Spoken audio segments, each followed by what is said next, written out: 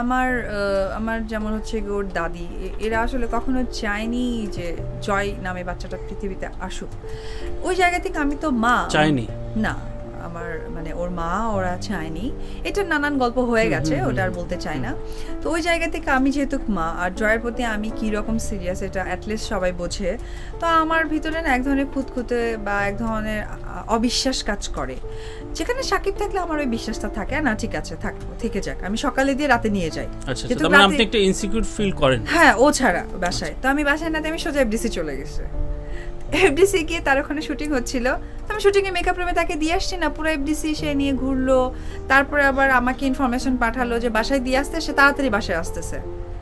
আমি ওইখান থেকে দুপুর 3টা বাজে বাসায় আসলাম। বাসায় এসে আমি বাচ্চাকে দিলামও, যদিও তার ফ্যামিলির লোকজন, তাও আমি ভাবলাম যে ঠিক আছে আমার কাজের লোকেরা আছে। তো আমি একটু পর পর কাজের লোকদের সাথে কন্ট্রাক্ট করছিলাম যে এই আসছে, ওর বাবা আসছে, ওর বাবা আসছে। রাত্রে 11টা বেজে গেছে, দুপুর 3টা থেকে সে এফডিসিতে শুটিংই করে যাচ্ছে, সে আসলো না। তো আমি কেন একটা মানে অজ্ঞান বাচ্চাকে আমি ছোট করবো বল?